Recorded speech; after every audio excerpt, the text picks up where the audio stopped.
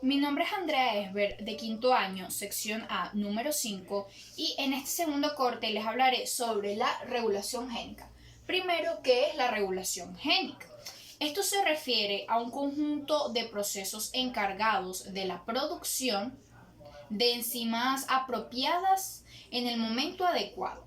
Para explicarlo de una forma más amplia, cada una de las células que componen un organismo contienen todo el material genético y por ende toda la información de dicha especie.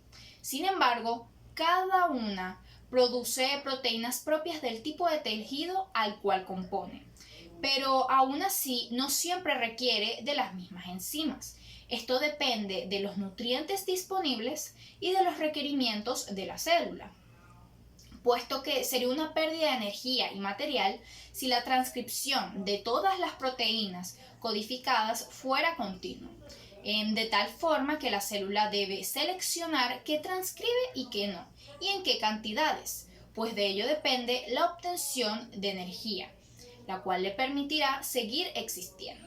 Todos estos procesos se dan durante la regulación génica. El segundo punto a tratar es la regulación génica en bacterias. A las bacterias poseer un fácil mantenimiento, ciclo de vida corto y lo pequeño de su material genético han sido bastante estudiadas, y en especial la E. coli. Las bacterias están dadas por operones, es decir, los genes y las bacterias están agrupadas en operones, y a su vez estos están conformados por un promotor, un represor, un operador y los genes. También voy a destacar dos operones, de los que hablaré, uno siendo el lac-operón de la E. coli y el operón TRP. Asimismo, cabe destacar que el promotor es el sitio de unión del ARN polimerasa. Aquí tenemos, por ejemplo, en el operón LAC, que está conformada por el promotor, el operador y los genes. Y aquí se encuentra al represor. Aquí está el lugar de unión con el ARN polimerasa, para que éste pueda continuar de este lado y asimismo puede hacer que los genes LAC-Z, LAC-Y y LAC-A se puedan expresar. El represor, como su nombre lo indica, evita que el ARN polimerasa avance y los genes se expresen, ya que inicialmente el represor está unido al operador, por lo que no se expresan estos genes, porque el ARN polimerasa no avanza.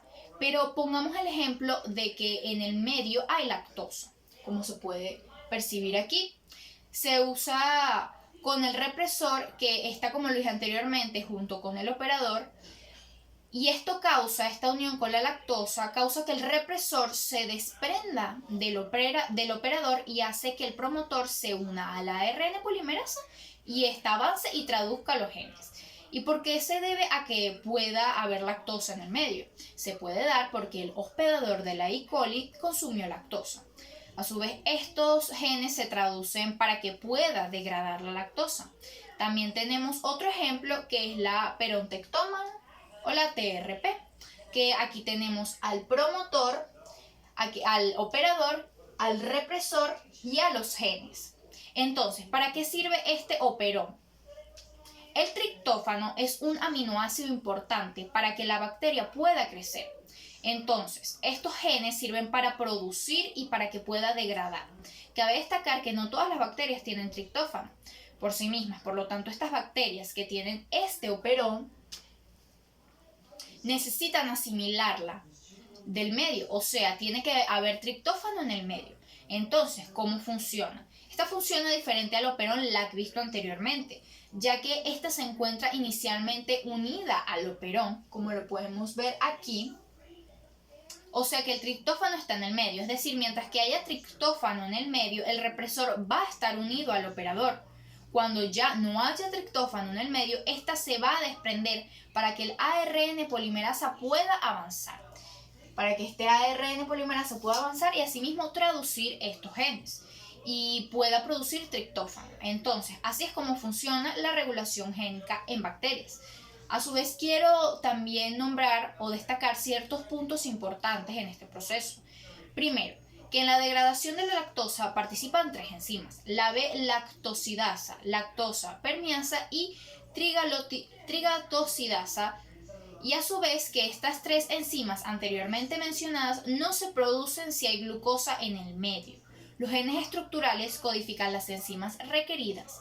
El gen operador permite o no la lectura de los genes estructurales y el regulador produce una enzima represora.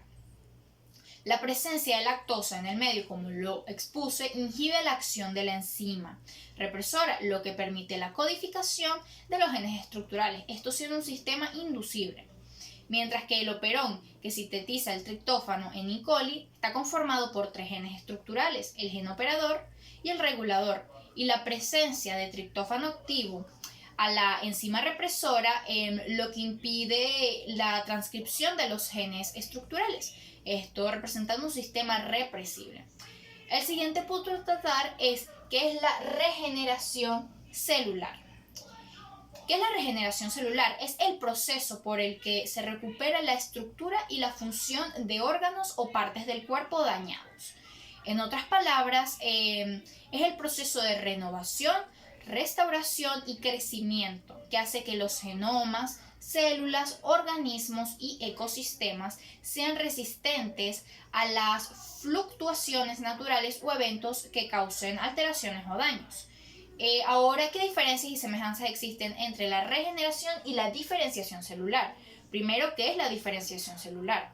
Este es un proceso por el cual una célula se especializa y adquiere características morfológicas, funcionales y particulares. Es decir, es el proceso mediante el cual una célula se convierte en otro tipo de célula para especializarse. Entonces, partiendo de esto, la principal diferencia de estos es que mientras que la diferenciación le proporciona a una célula una función, es decir, por ejemplo, una célula hepática en el páncreas no funciona, ya que lo que se necesita es una célula pancreática. Esto proporcionándolo la diferenciación. La regeneración, al contrario, recupera partes del cuerpo dañados o regenera estos. Una célula diferenciada tiene un poder regenerador limitado, debido a que su energía se halla programada hacia el desempeño de dicha función. Así que los individuos menos especializados y por lo tanto menos evolucionados tienen mejor capacidad de regeneración que los más evolucionados, cuyas células están altamente especializadas en llevar a cabo sus funciones, por lo que a medida que se asciende en la escala evolutiva, esa capacidad va desapareciendo. Eso es por ello que podemos ver en lagartijas que pueden regenerar la cola, pero no son capaces de regenerar otras partes del cuerpo. En animales más avanzados, como los mamíferos, siendo nosotros mamíferos, esa capacidad se va a reducir a su mínimo, la cual es la cicatrización. Más la diferenciación la tenemos bastante activa, ya que tenemos muchas células especializadas. Esto también diferenciando estos procesos, ya que mientras haya más células con especialización en el cuerpo, más lento será el proceso de regeneración, debido a que éstas priorizan sus funciones en lugar de la regeneración. Asimismo, otra diferencia es que la diferenciación ocasiona la pérdida de la capacidad de división en las células hijas, más no en la progenitora, siendo que el proceso de regeneración no reduce la capacidad de división que ocurre en la mitosis. Asimismo, la regeneración celular puede darse de manera artificial, como por ejemplo mediante el cultivo de tejidos, que se llamaría regeneración in vitro, que más adelante hablaré de esta, mientras que la diferenciación puede ser vista como un proceso natural dentro de cada tipo de células que forman a su vez los diferentes tejidos. Entre una de sus semejanzas se puede encontrar que ambos trabajan o su propósito se da mediante los tejidos del cuerpo, aunque aplicando funciones distintas, y a su vez la regeneración es un proceso que complementa a la diferenciación. A lo que me quiero decir es que si ésta no cumple la cicatrización, muchas de las funciones que cumplen ciertas células no se podrían producir. Como siguiente punto, hablaré en qué consiste la técnica del cultivo de tejidos y su importancia. Este es un conjunto muy heterogéneo de técnicas que presentan en común el hecho de que un explanto, o sea, una parte separada del vegetal, tales como protoplastos, células, tejidos u órganos, se cultiva asépticamente en un medio artificial de composición. Existe una parte de las ciencias biológicas que tiene ventajas comprobadas y se desarrolla de manera rápida en las últimas décadas del siglo pasado. Se trata de obtener cultivo de partes aisladas de plantas que generalmente se llaman cultivo de tejidos. Con este término se anota el cultivo in vitro. Cultivo in vitro, es decir, en medio artificial, en condiciones estériles de células aisladas, estructuras diferentes o diferentes tejidos y órganos de plantas.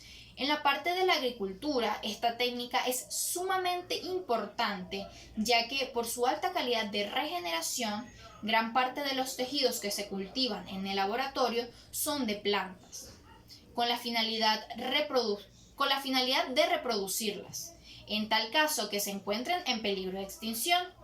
Su reproducción sexual es muy difícil o se trata de plantas experimentales. Asimismo, permite obtener sustancias que se pueden producir en esas células o de manipularlas genéticamente para crear químeras, que estas son aquellos animales que hemos generado mezclando células embrionarias de dos individuos distintos, en general de la misma especie, aunque también puede ser de especies distintas. Asimismo, aprovechando la capacidad que tienen ciertos tejidos, el hombre ha diseñado estrategias para cultivar tejidos en el laboratorio, y en la rama de la medicina, esta técnica ha brindado grandes beneficios y aportes, ya que esta técnica se usa hace algún tiempo para crear piel con la finalidad de cubrir extensas áreas del cuerpo cuando hay quemaduras, minimizando así las posibilidades de rechazo a un injerto de tejido extraño del cuerpo. Aun cuando la ingeniería genética está tan avanzada, todavía no tenemos la tecnología necesaria para lograr cultivos de órganos, varios tejidos trabajando como un todo, pero esto está representando una gran propuesta a la que el cultivo de tejidos está apoyando. Para finalizar, hablaré de los pasos requeridos para realizar un cultivo in vitro. Para realizar esta técnica, para empezar, es importante tener el área en donde se realizarán los cultivos, las manos y a su vez los instrumentos totalmente esterilizados, es decir, totalmente limpios, para evitar contaminar el trabajo o el área de trabajo. Asimismo, los cultivos se tienen que colocar específicamente en papel de filtro previamente esterilizado. El siguiente paso es encender el mechero de gas. Seguidamente de eso se flamean las pinzas varias veces, las pinzas anteriormente puestas en un recipiente con alcohol. Seguidamente se saca la planta del recipiente con unas pinzas y se coloca en el papel de filtro. Es importante no tocar ninguna de las partes exteriores del tubo. El siguiente paso es cortar los desplantes de la planta. Esto se puede realizar cortando los bordes y cortando las partes de la planta. Asimismo, es importante no tocar el papel de filtro. Para sacar los desplantes se cortan, como lo mencioné, los bordes de la hoja, y dependiendo de la hoja y de su tamaño será la cantidad de desplantes que resulte. La cantidad de desplantes. Luego se depositan los desplantes en el recipiente o medio de cultivo, como lo podemos ver aquí, asegurando que éste se encuentre en contacto total con el medio de cultivo. Este cultivo también se puede realizar con desplantes de tallo, cortando las hojas y solo dejando el tallo. Luego esto es mutilando a la planta y solo dejando el tallo. Estos desplantes del tallo se colocan en un tubo de ensayo con pinzas anteriormente esterilizadas y flameadas, y luego se colocan las plantas en una cámara de cultivo para conservarlas. Es importante destacar que los brotes se sumergen en una solución concentrada de auxinas y se transfiere a un sustrato limpio. No necesariamente estéril, puede ser una mezcla de turba con perlita o vermiculita. Los brotes que se utilicen en el enraizamiento ex vitro deben ser vigorosos y poseer hojas bien desarrolladas. No se puede tomar cualquier planta para realizar un clon. ya que las plantas deben realizar la fotosíntesis para obtener la energía necesaria para desarrollarse y formar las raíces, como se puede encontrar aquí.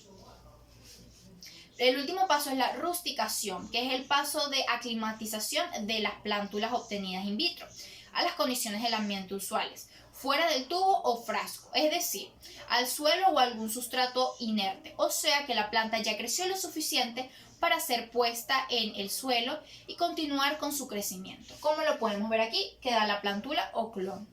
Gracias por su atención.